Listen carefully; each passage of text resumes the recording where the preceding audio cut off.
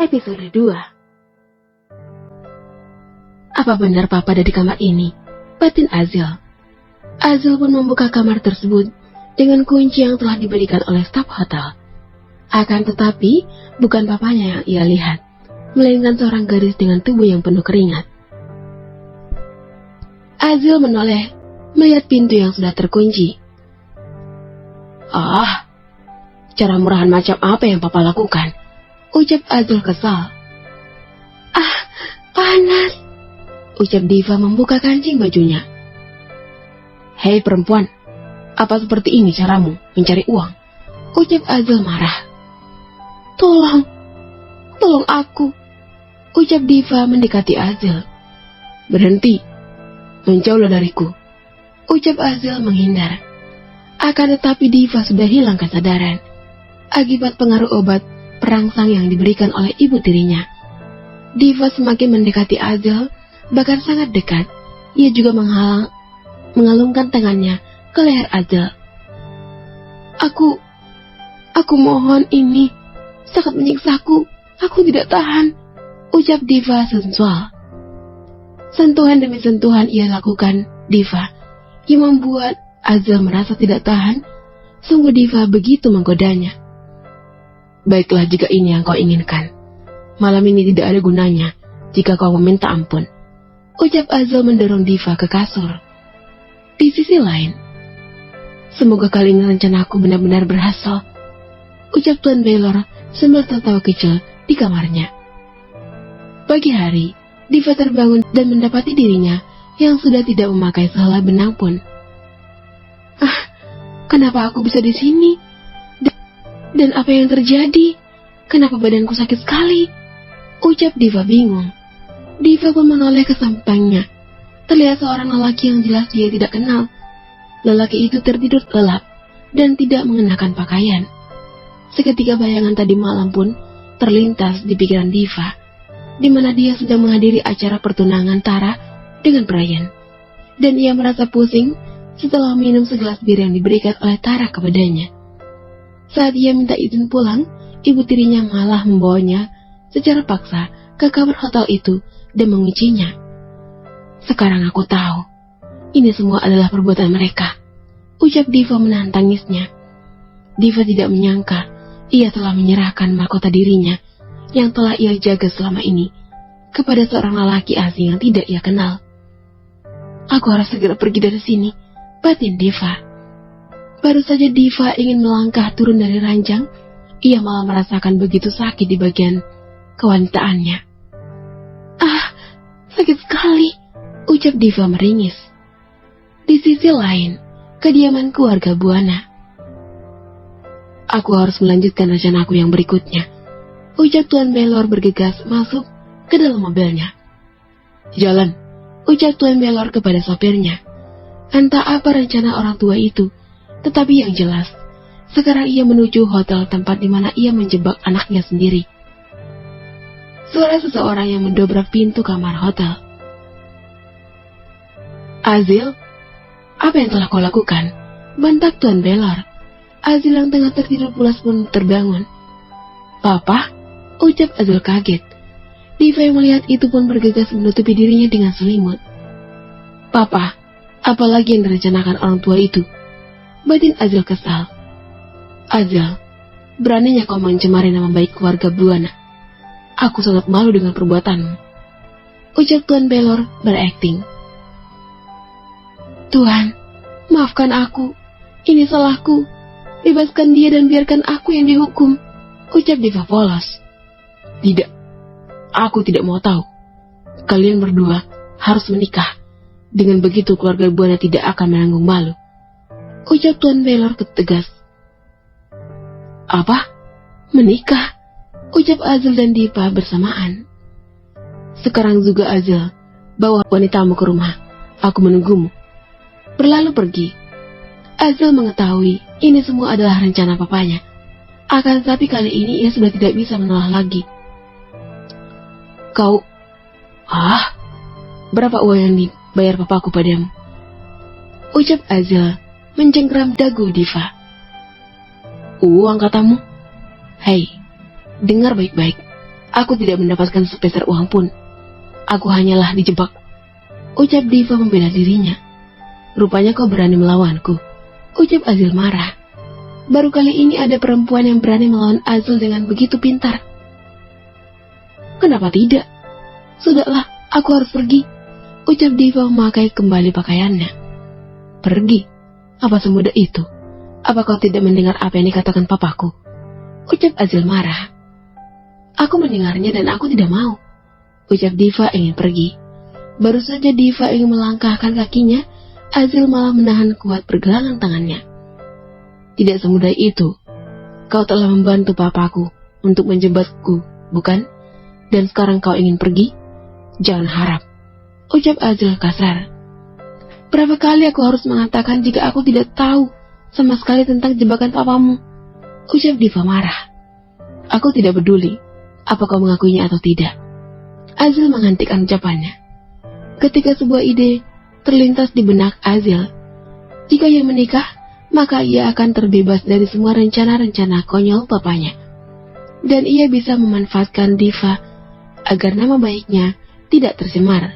Lalu ia bisa menjadikan Diva istri sebatas status saja. Dengan begitu, ia tidak perlu susah payah lagi menghadapi papanya yang menginginkan ia segera menikah. Sudahlah, aku harus pergi dari sini, ucap Diva kepada Azil. Tidak, kau tidak akan pergi kecuali bersamaku, ucap Azil. Tuhan, apa yang harus aku lakukan? Batin Diva. Lalu apa maumu? Ucap Diva malas. Bantu aku, kau cukup menikah dan menjadi istriku. Dengan begitu, aku akan terbebas dari semua ulah konyol papaku. Dan jika kau mau, aku akan memberimu apapun yang kau mau, ucap Azil panjang lebar. Apa? Tidak, aku tidak mau, ucap Diva menolak. Jika kau tidak mau, maka kau harus membayar 20 M kepadaku sekarang juga, karena kau telah berani menggodaku tadi malam. Jika tidak, maka sekarang juga kau harus bersiap untuk penjara, ucap Azil mengancam Diva.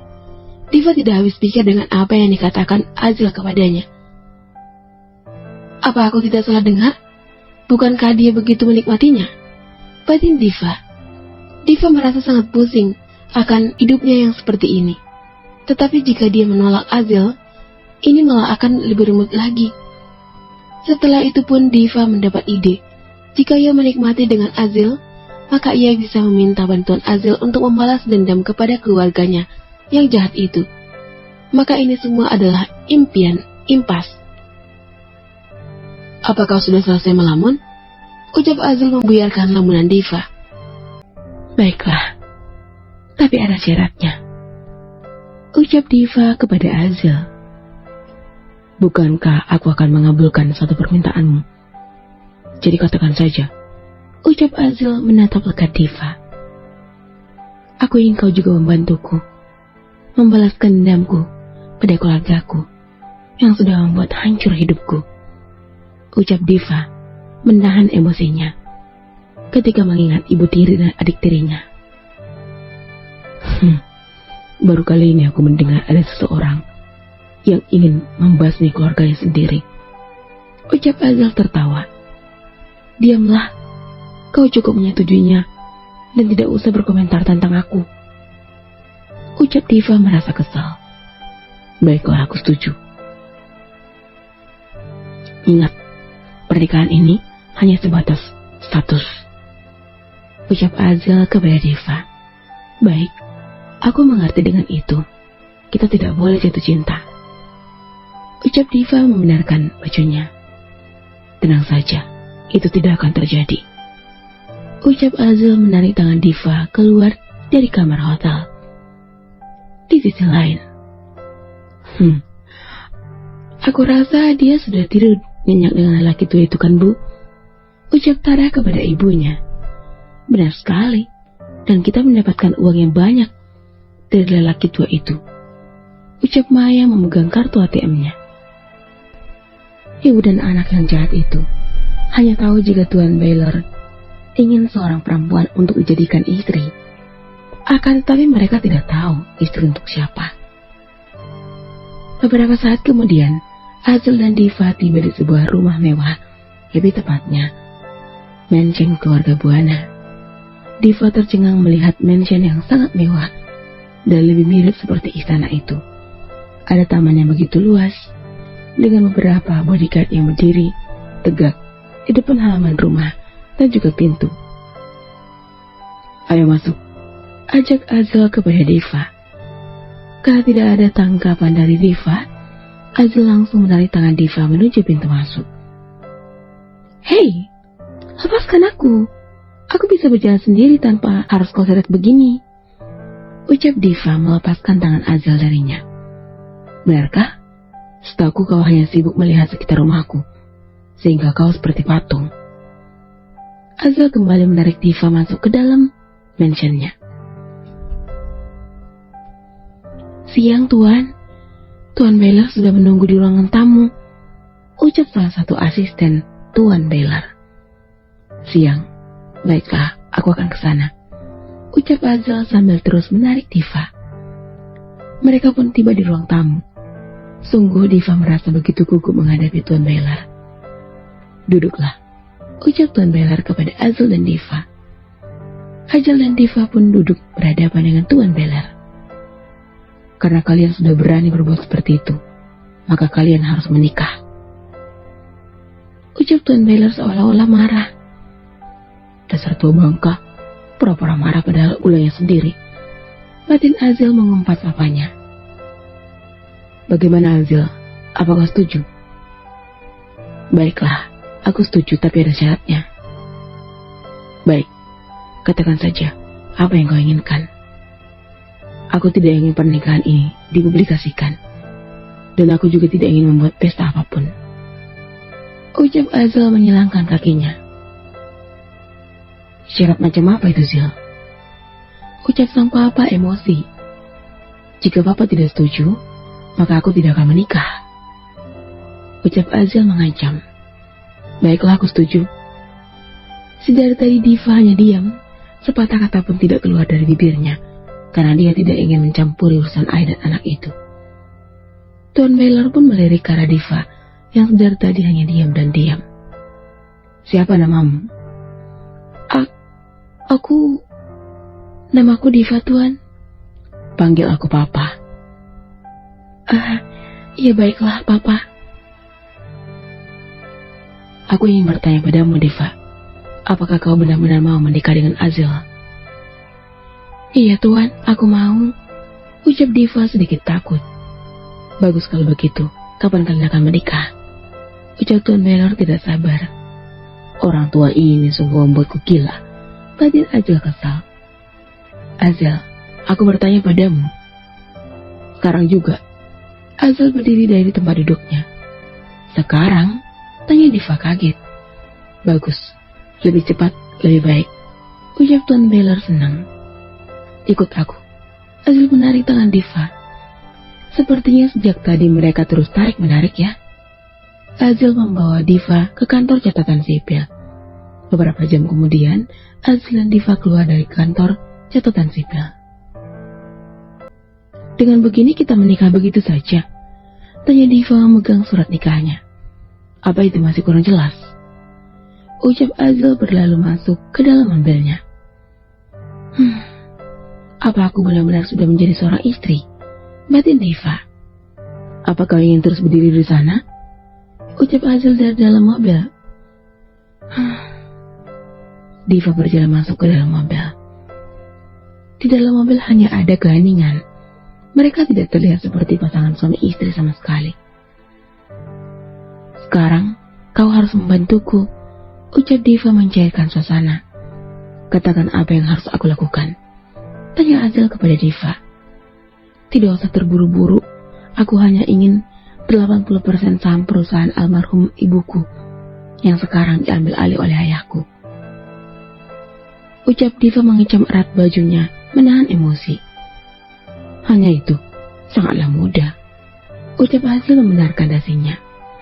"Tidak hanya itu, aku juga ingin mereka menderita, terutama kedua wanita rubah itu," ucap Diva menatap kosong jendela mobil. "Aku tak masalah." Karena kau sudah membantuku, maka aku akan menepati janjiku. Akan tetapi, kau harus menandatangani surat ini. Ucap Azil memberikan selembar kertas dan pulpen. Apa ini? Baca saja. Diva pun membaca tulisan yang berada di kertas tersebut. Kontrak nikah? Ucap Diva bingung. Iya, jika masalahmu sudah selesai dan aku menemukan seorang yang aku cinta, maka kita wajib berpisah. Diva pun merasa ini bukan masalah, karena ia menikah dengan Azil juga bukan berdasarkan karena cinta, tapi karena keuntungan masing-masing. Tetapi Azil, dia masih mencintai cinta pertamanya yang telah menghilang beberapa tahun yang lalu akibat kecelakaan pesawat. Sampai saat ini Azil masih tidak percaya bahwa kekasihnya itu telah meninggal, karena sampai sekarang jasadnya tidak ditemukan. Itulah sebabnya Azil tidak ingin menikah, karena ia berjanji akan setia kepada Luna, cinta pertamanya itu. Namun ia tidak tahan dengan ulah sang papa, dan akhirnya menikahi Diva untuk istri sebatas status saja. Baiklah, aku setuju, ucap Diva menandatangani surat tersebut dan memberikan kembali pada Azil. Bersambung.